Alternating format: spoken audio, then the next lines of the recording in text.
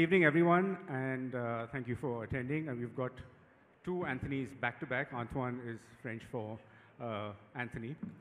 So I hope I do a good job as him.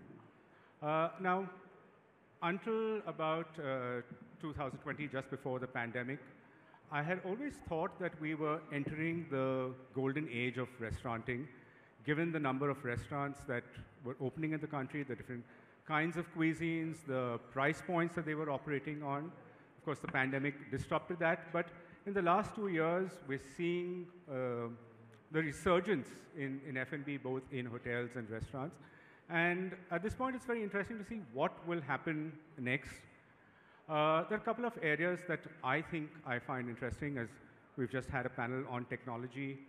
And I think technology is also not just going to affect hotels, but will have a great impact on restauranting as well. AI for sure, but also social media to a great extent. So we will talk about that. I perceive a change between the kind of cuisines that we're interested in, moving from a Western-dominated palette towards more the global South to Latin American, South Asian. Indian cuisine is undergoing several changes as well. We're seeing two trends which may be complementary or against each other. We'll kind of figure that out. One is modern Indian and one is traditional Indian.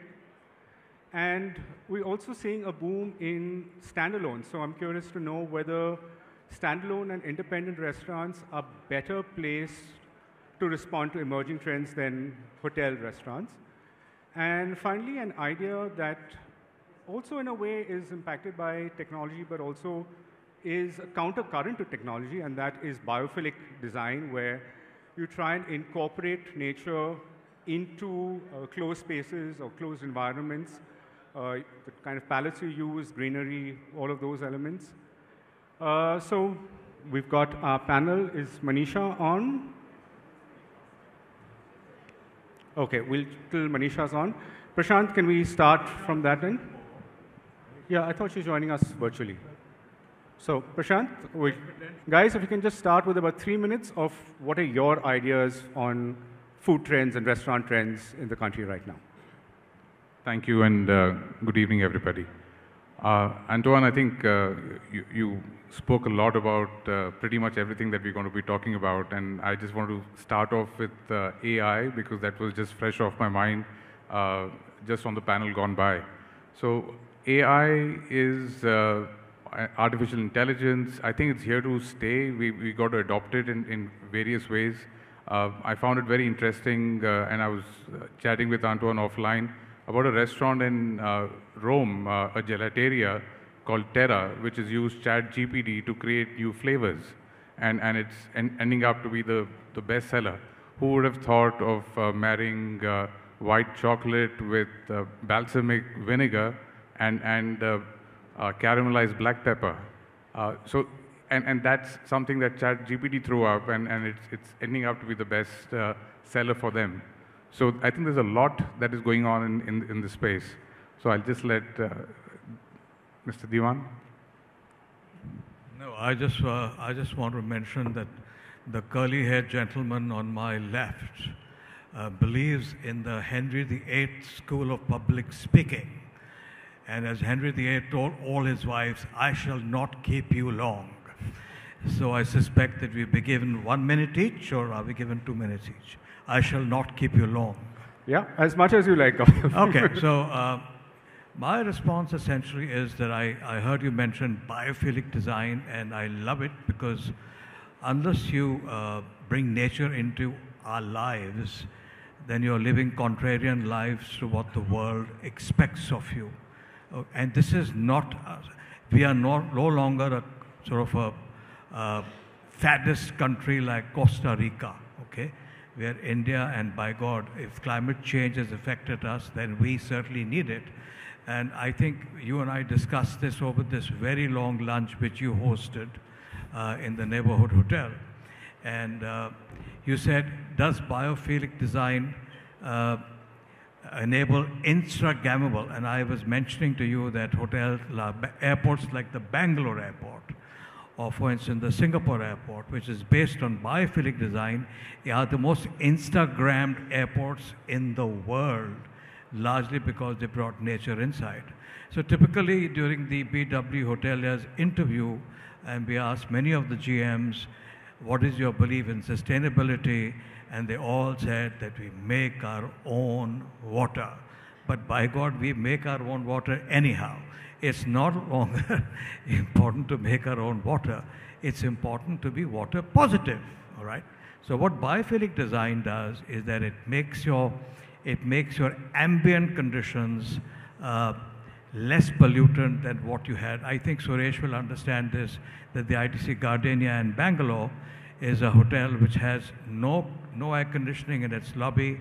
It believes in what they call as cross ventilation, right? So you can introduce biophilic design, bring your cost structures down, you can keep, and yet for some reason, you can bring the comfort levels to your customers and keep even the air conditioning by incidentally. So currently, Indian hotels are always so cold. If you check into a hotel, and I know that I get insomnia even in an ITC hotel, excuse my saying so, is because our default temperature is 21 degrees Celsius. So if you follow the biophilic design, you can actually keep your ambient temperature at 23, 24 degrees Celsius. You'll find that your operating costs will come down. And no, I am not Henry VIII, I'm Henry VII, so I may have actually spoken too much. Good evening, ladies and gentlemen. Great to be here. I think it's all credit to the inimitable Punjabi joie de vivre that Mr. Khanna exhibits, that all the stalwarts of the industry are all under one roof. So I think a big round of applause for Mr. Khanna, please. It's great to be on this stage with people that I love and adore, people that I've known for many years. Obviously, that's giving away my vintage, but love to be on the stage with these wonderful gentlemen. And Manisha's here as well. Welcome, Manisha. Good to have you here from Singapore. So I'm not going to talk about hotel restaurants versus standalone restaurants because I'm outmanned by far by hoteliers. So I can't talk about that. And I got one ex-hotel master chef who's now moved to the light side from the dark side. But I'm going to talk a little bit about modern Indian versus Indian. And it's simply because I delve in both. My father obviously spent most of his life working at wonderful hotels and building great concepts for those hotels. And he was all about authentic Indian food. And I think Indian food in general is the world's greatest cuisine by far. It has more sophistication, a deeper culinary philosophy than pretty much the rest of the continent put together.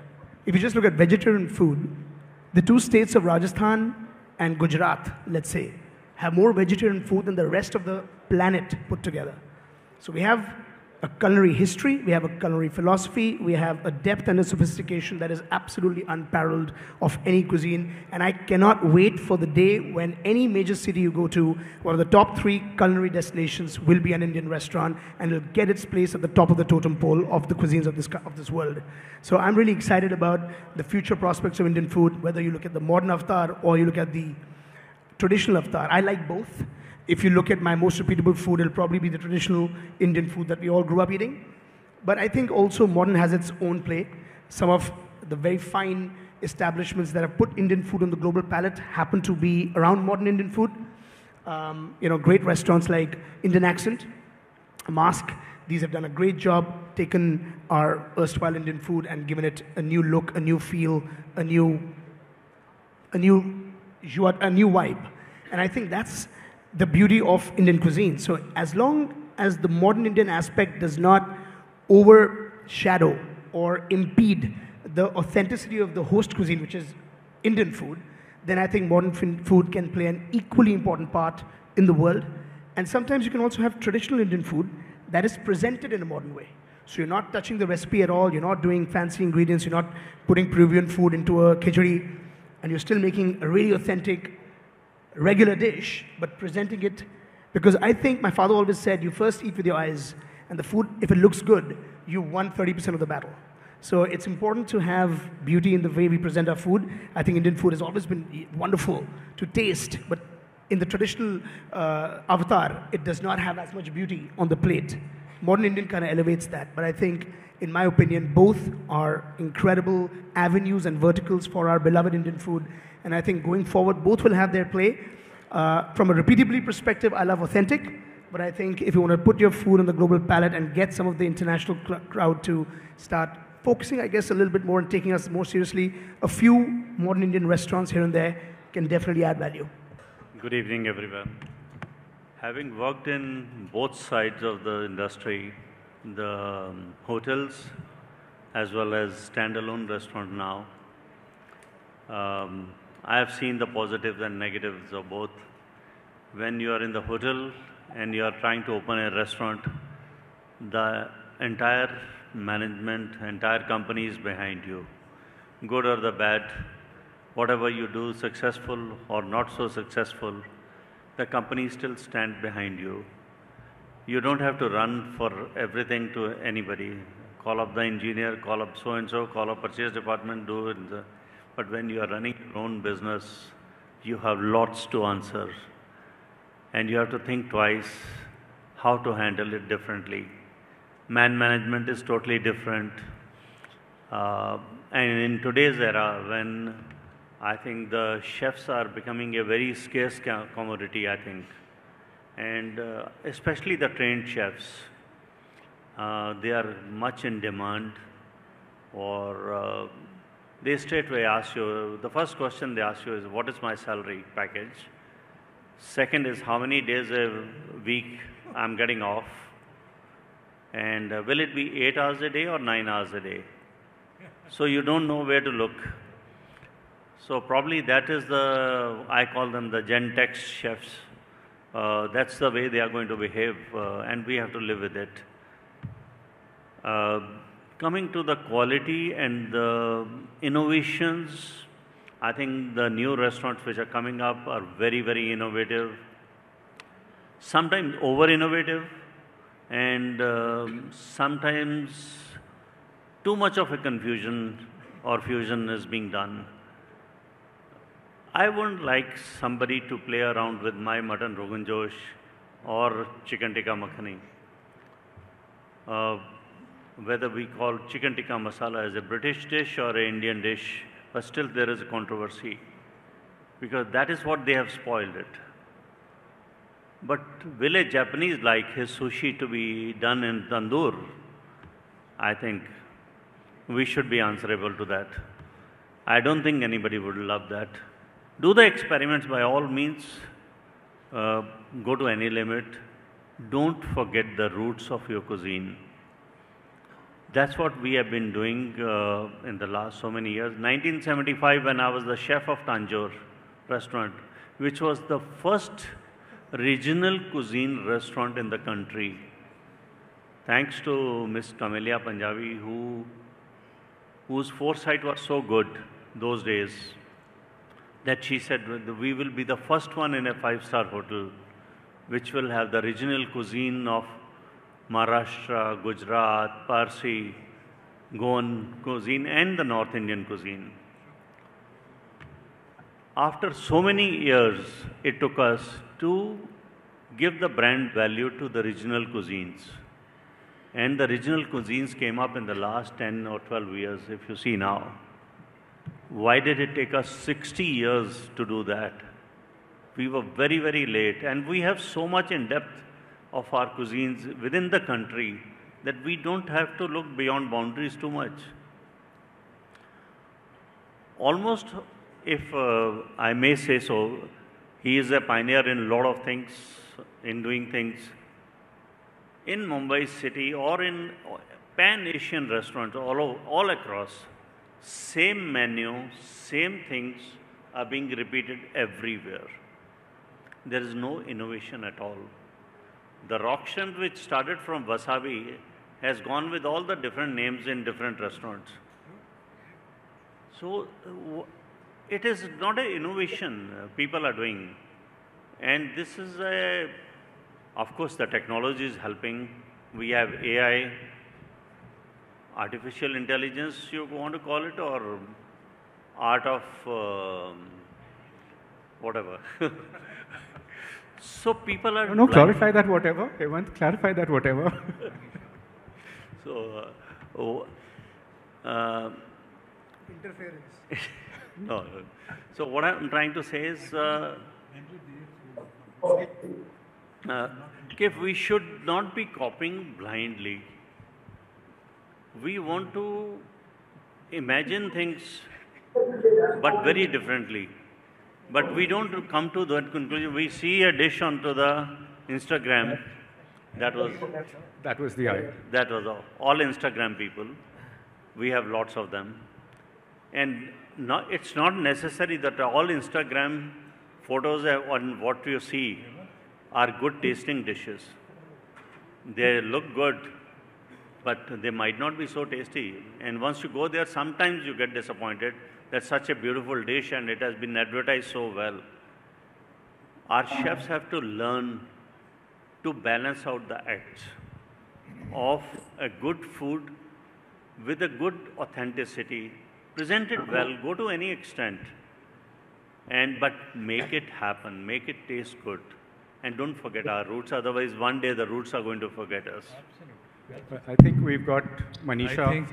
I think Hemant believes in the Henry VI School of Public Speaking. He said, I shall not let you go. Anyway, sorry. Good. I think we had Manisha for a bit. Is she back on? We've talked a lot about Instagram, and definitely it has an effect, both in terms of how dishes are presented and how it's created. And as Hemant said, some of the best dishes actually don't look great, but they taste fabulously. Prashant, do you want to talk a little bit about Instagram and what kind of an effect it has on restauranting and coming up with dishes?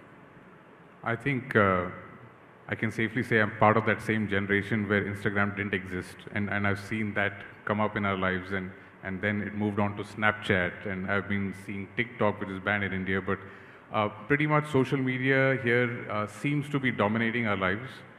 There is no running away from it, and Chef Hemant put it really well, and I firmly believe that the taste of the food can't be compromised. I think that's going to be the bedrock of longevity of any restaurant, and I think there are enough restaurants in our conscious right now that we can, if you want to name a top 5-10 restaurants, you will not be able to count beyond 5, which are famous around India. I think that should be the #1 priority for all chefs and hospitality professionals. We need to drive this deeper in terms of getting people to understand where their food comes from. That's something which I find in my travels as a chef abroad, and that was the one dominating thing that someone asked me, and a young person asked me that when you've been working in London, what was your biggest difference that when you come back to India? The appreciation of where the ingredient came from, the terroir, who grew it, where was it farmed, that kind of is actually mentioned on the menu. So if it is a Hereford lamb, it's got a place on the menu, which somewhere in India we tend to buy it from the cheapest L1 category, which I absolutely detest. So I think the chefs need to be empowered to be part of the purchasing process as much as getting the best taste out in the restaurant. There seems to be, and if I think people in the audience may choose to agree with me that we tend to be a cost-driven enterprise somehow, and I would like to bring the focus back onto the quality, and I think that will be the biggest change. Instagram has to be made your friend, but don't let it dominate your life. Fabulous. Yeah, thank you. Manisha, we're just kind of getting ideas in terms of where you think trends are going in terms of food, whether it is with Indian food, modern Indian or regional, or a move from Western-focused restaurants to the global South, Latin American, and Southeast Asian. Any thoughts or? I think we're definitely having a problem with that. But in our absence, Gautam, would you like to kind of talk about this movement? Problem in the some. Oh, there she is. Okay. So I'm back. Yeah. So I heard So I think there's a lot of pride in what India has to offer as per cuisine as well. Of course, there was an era where we were looking at foreign cuisine, whether it is Japanese or Spanish or any other cuisine, but now there's a lot of pride in what India has to offer. Avartana being a great example of that. A lot of good work has happened by a lot of chefs, whether it is Indian Accent or many other modern Indian cuisine restaurants, where they have explored the local cuisine. There's a lot of movement happening on that. I heard someone mentioning the ingredients being very intrinsic part, and I fully agree with that.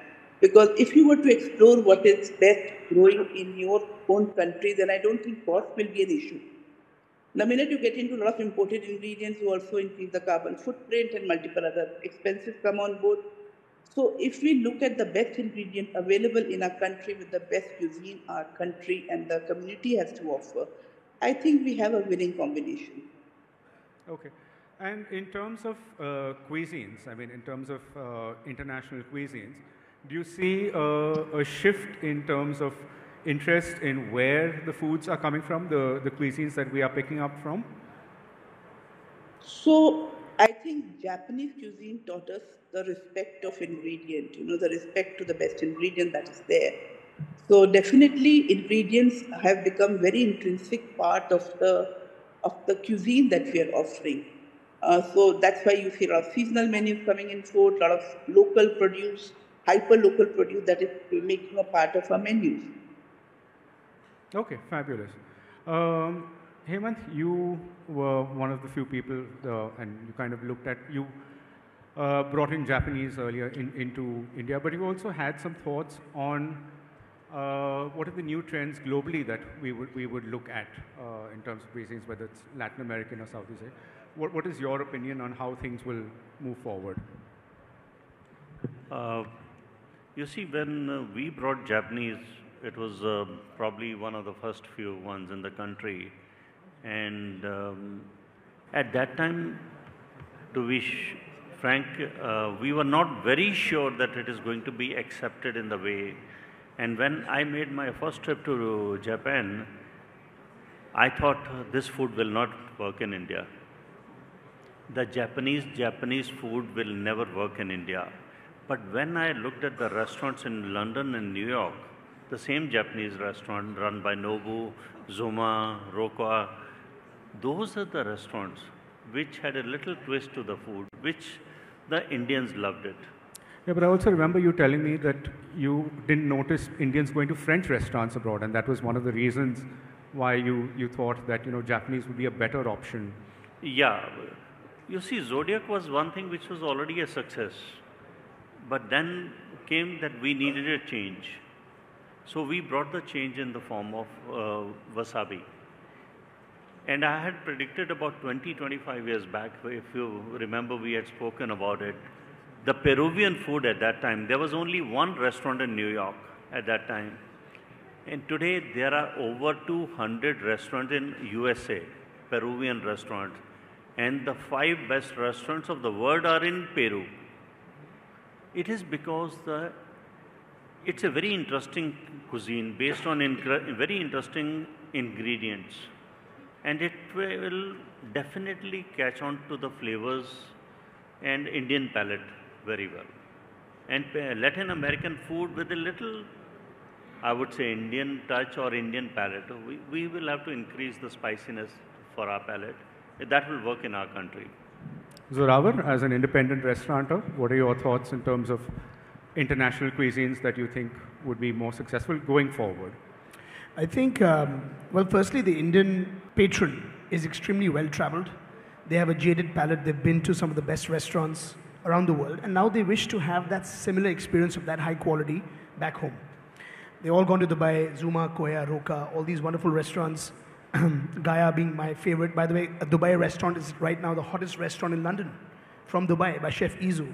It's always been my favorite restaurant, and I think what's happening is that as people become more well-traveled, their palates become more jaded, and they are more acceptable to international flavors. Chef just mentioned Peruvian. It's one of my favorite cuisines, and it segues beautifully into what I was just telling you outside. I'm about to open Delhi's first Peruvian-focused restaurant. in Mehroli called Swan, and I'm very excited where we're not just working on, and I have the courage to do this now because I think that the patrons that will visit my restaurant will actually consume that food. Otherwise, I wouldn't open a Peruvian restaurant, right? It's a high-risk business. We're actually in the standalone space is the highest failure rate business on the planet with the highest morbidity rate. 90% of all standalone restaurants fail within the first year or shut down, and 96% shut down within 18 months. One of the biggest reasons is no product market fit. So typically, if you tell somebody I'm going to go to Amritsar and open a Peruvian restaurant, it's probably a mistake. You'll probably lose money. But now, with the advent of the elevated palate that I'm seeing in Delhi, I'm finally mustering up the courage to take the risk and opening a Peruvian forward restaurant, which not only does Peruvian Japanese, which is Nikkei, but also does Peruvian Italian, which is bachiche, which is like a Italian Peruvian combo. I will not say fusion anymore because Sir used the word confusion with it, so I'll avoid the word fusion. So we'll stick with bachiche being a Peruvian Italian combination, which is an actual cuisine, by the way, if you search Google. So I think the cuisine is no longer, so the palate is no longer restricted by the type of cuisine. You would definitely have to adapt the food a little bit. In Bombay, in my opinion, you may not require as much adaptability in Peruvian, for example, as in Delhi, because Delhi, everybody wants mirchi and slightly more bolder flavors, slightly more, I should not talk like this about my people because I'm from Delhi myself. But I think at this point in time, in the culinary landscape of India, Bombay is slightly ahead. I'm not going to spark too many controversies, but it's slightly ahead. And also that's because the patrons are willing to try some of that stuff. Some great restaurants like Papa's and all are doing really cool stuff. And I think it's about time that, Delhi raises the game. I think we'll do that. But in general, the Indian palate, especially in the metros, and even in some of the tier 2 cities, is really incredible. People are willing to experiment. So you're no longer bound by the Chinjabi or Sino-Ludhianvi Chinese food. It's now hardcore Chinese. It's Tangra cuisine. It's Sichuan, less so, and the Cantonese, for example, the lighter flavored Cantonese picking up more. I think you no longer bound. So geography is now history. You're no longer bound by any geography of any country that will dictate your palate. You feel like going and having a good meal. I really think at some point in time, you'll even have a Russian restaurant. I don't know how well it'll do, but I think a beetroot-based restaurant can do well in some vegan-oriented places. And yeah, so I think geography is now history. I think Indians are very well-traveled. Standalone restaurants are able to take those risks simply because there are patrons that are willing to engage and pay money to pay the bill. Fabulous. Thank you so much, Zorawar. Thank you, everyone, for sharing your thoughts on the new trends and what we can look forward to. Thank you all for listening in. And Bhuvnesh, over to you.